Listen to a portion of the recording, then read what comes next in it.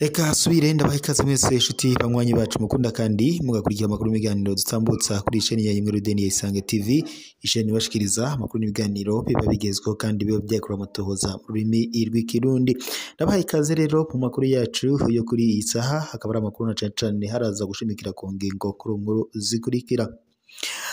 Amakuru yacu turanyarukira ko biriko biravugwa mu bitaro byo ngaha Igitega, ahamaze iminsi harwariye wahoze n'umushikiranganje wa mbere wa leta y'u Burundi. Tuze kubarira ko hari amakuru hariko aravuga ko kuri ubu ngubu uwahoze ari umushikiranganje wa mbere wa leta y'u Burundi Harengiyome Bunyoni yaba yatorokeshejwe ibitaro. Kuri ubu ngubu biriko biravuga ko uwahoze ari umushikiranganje wa mbere wa leta y'u Burundi Gervas Ndirakobuca ari nawe yari yasubiriye Harengiyome Bunyoni yoba acekesheje Harengiyome Bunyoni, akaba amushikanye ku kibuga c'indege Melchior Ndadaye i Bujumbura, akaba amujabukanye agira mujane mu gihugu ca Arabia Saudite nkuko amakuru duhawe n'amasoko yacu abishikiriza. Turabigaruka ko mu kanya ku byo bw'idonido, aya makuru turagaruka atuyabashikiriza. Turaza kandi no kunyarukira mu yandi makuru kubiriko biravugwa ngaha mu Burundi, aho abatagisimani mu gisagara ca Bujumbura bari mu gacinyizo kadasanzwe, nabyo turaza kubigaruka ko mu makuru yacu kuri bw'idonido. Naho abarimyi baribaza impamvu badahabwa imbuto z'ibigori kandi ngo zarabonetse. Naho kandi umutamukanyi mukuru w'igihugu cy'u Burundi Angeline Ndayishimiye kuri uyu wa 29 Gitugutu y'umwaka yakiriye mu biro iwe userukira igihugu ca Algeria mu Burundi Sabaha Fedeli. Naho Bujumbura ho ishirahamwe Orishoto riratabaza ku mabi no gufatwa nabi biriko birakorerwa abarundi baba mu mahanga. Aya makuru yose nandi ni mukanya kuri bw'idonido. Ico mbasavye mubanza mu fyonde suivre partage ndetse na sabone kugira ngo tubandanye kubana amakuru n'ibiganiro tuba turiko turabashikiriza. Amakuru yacu ku buryo bw'idonido, reka tuyatangurire kubiriko biravugwa ko uwahoze ari umushikiranganje wa mbere wa leta y'u Burundi Harengiyome Bunyoni yatorokeshejwe, ariko akaba yatorokeshejwe n'uwari wamusubiriye ariwe Gervas Ndirakobuca. Amakuru duhabwa n'amasoko yacu nuko Gervas Ndirakobuca yaba yamutorokesheje amuvanye mu bitaro vyo ngaha Igitega. Kuri ubu akaba amushikanye ku kibuga c'indege Melchior Ndadaye agira amujana mu gihugu ca Arabia Saudite.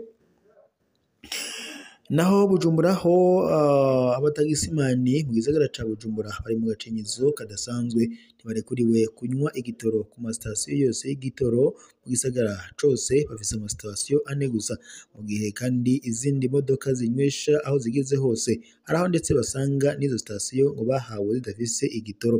Baridogera abapolisi bareka imodoka zisanzwe akaba arizo zikora akazi k'amatagisi kandi zozo ngo zitanywesha hose.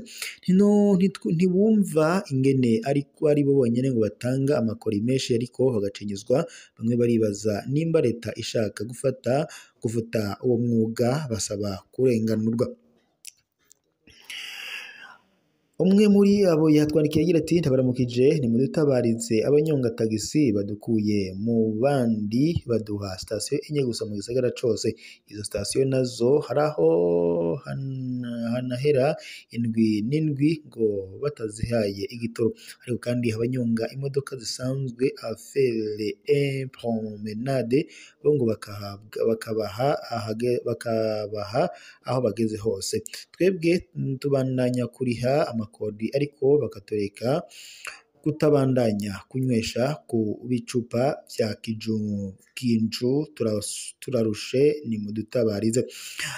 Ubundi yanditse ati amahoro neza, mudufashe ku vyerekeye ibitoro. Amatagisi yarakumiriwe, bayahaye sitasiyo enye gusa mu gisagara cose kizima. Nk'ubu imodoka zisanzwe zanyoye zirahera, ariko abamatagisi tukibarisha amaso gusa. Nibatubwire icaha tagisi zakoze dusabe imbabazi, ariko tunywere aho tukiboneye dukwirikije urutonde rwa Sobebu. Mudutunganirize ijwi muzoba mukoze. Ugatatu nawe yagize ati imodoka z'abatagisi ziraturenganya, twebwe abatagisimani dufise ikibazo. Perezida yaravuze ko igitoro cabonetse mu gihugu mu gihe mugabo Sopebu iguma idukumira. Twebwe ntituramenya igituma, sinzi ko mwotubariza igituma abategetsi ba Sopebu bakumira imiduga imwe iyindi ikaronka igitoro. Ikindi kitubabaje nuko imodoka zisanzwe arizo zikora transport kandi zitavyemerewe, zikabikora zihagararikiwe n'igipolisi muri ville kubera ari imodoka z'abategetsi. Amavogisi n'izindi nizo zikora. Nibaza ko ivyo biri mu gituma bataduha igitoro.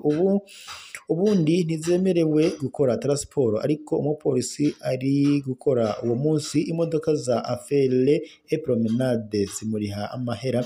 Tweho guhera isaha 10 z'umuhingamo baca batwirukana kuri parking harya impande ya BNDE hana harya munsi iyo mu gatoke, kugira ngo tuhave abizo modoka ntibarihe amahera atubona.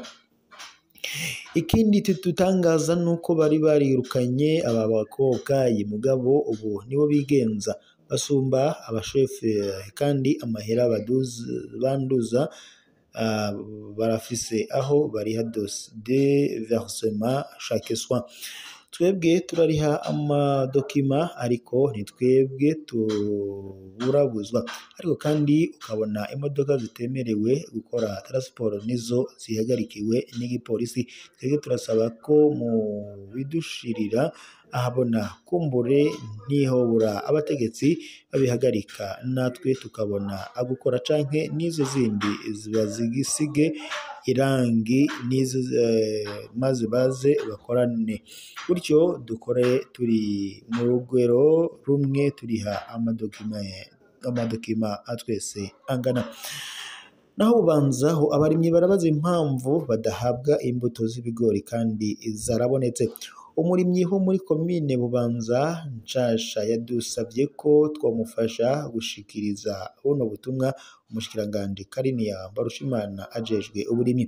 Ni amahoro twagomba kubasaba mwebwe ijwi ryanyu rigera kure, dusabire umushikiranganje mu vyajejwe harimwo uburimyi n'ubworozi ko yobaza muri komine yagutse ya Bubanza igituma bazanye imbuto y'ibigori pane 53 ariko bakaba bamaze indwi zibiri batarayiha abarimyi.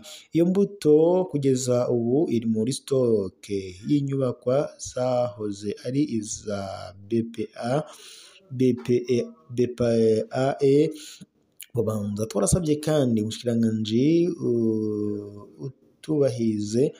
atubarize ikibazo cahabaye. Abarimyi twarajuramiwe, twabuze ico dufata n'ico tureka mu gihe igihe co guteragira ibigori carenze. Turipfuza kumenya aho ikibazo cabereye. Twaranumvise ko musanteri wa Bubanza Simbagoye Jeremy adashize ko umukono imbuto y'ibigori idashobora gutangwa. None ubu musanteri yarabuze rwose ku buryo abenegihugu babura imbuto bategurira kandi yarabonetse, canke barindiriye itera rihere hama bace bayigurisha ku isoko. Ibi byoshoboka rwose koko iyo ivyo bigori bitanzwe na leta isashe igurwa hagati y'amafaranga 9,000 n'ibihumbi 10, ariko ugiye kuyigura mu isoko uyigura 40,000 na 50 by'amarundi. Turakeka ko abategetsi bashaka kuyitunyanganya bazoce bayigurisha ku isoko. Turagusabye rero utubarize, kuko turamaze kubona ko akamo kanyu bakumva cane, muhezagirwe cane. Naho umutamukanyi mukuru w'igihugu c'u Burundi Angeline Ndayishimiye kuri uyu 29 Gitugutu yakiriye mu biro iwe userukira igihugu ca Algeria mu Burundi Sabah Federi. Mu vyo bayaganiriye harimo gukomeza imigenderanire hagati y'ivyo bihugu ndetse no gushigikira imigambi y'iterambere irangurwa n'ikigo Bon Action Umugiraneza, harimo ndetse no kuzoronsa uburenganzira bwo kuja kubandaniriza amashure mu gihugu ca Algeria abanyeshure bazosohoka ari abambere kw'ishure Scole du Savoir di Matongo ryegukira ico kigo.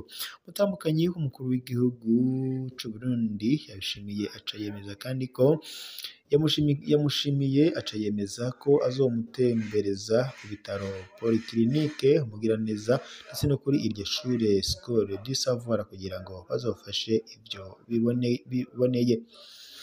Naho Bujumbura ho ishiramwe Orishoto riratabaza ku mabi no gufatwa nabi biriko birakorerwa abarundi bari mu mahanga. Ku 28 Gitugutu uyu mwaka mw'itangazo riheruka gushirwa ahabona ishiramwe Orishoto ryariyamirije ihonyangwa rikabije ry'agateka kazina muntu ririko rirakorerwa abarundi baba hanze y'igihugu nka Zambia, Malawi, muri Tanzania, Arabie Saoudite, Emirates Arabes Unis ndetse na Kuwait. Iryo shirahamwe kandi ryaranamenye ko hari ubwicanyi, guhagarikwa, kuborezwa igufwa no gufatwa nabi bikorerwa abarundi baja muri ivyo bihugu. Kubw'ico cegeranyo, Vianney Ndayisaba aserukira imbere y'amategeko Orishoto avuga ko ababajwe n'abarundi benshi bava mu Burundi mu gihe abanyamahanga bafatwa neza kandi bagakingirwa mu Burundi. Ubwimukira buri ku murindi munini buturuka ku kubura akazi n'ubukene. Kubw'ingorane yo kubura akazi ikora cane cane kurwaruka, abarundi ibihumbi n'ibihumbi baragiye kuba mu migwa mikuru y'ibihugu vyo mu karere na Afrika y'ubuseruko. Abandi bahitamwo kuja mu bihugu vy'Abarabu baja kuronderayo ubuzi. Bamwe mu Barundi baragerageje kuja mu bihugu vya Buraya baciye muri Libya bagaca baca mu nzira igoye yo mw'ibarabara. Abandi boba baca muri Serbia imbere yuko iyo nzira yugarwa.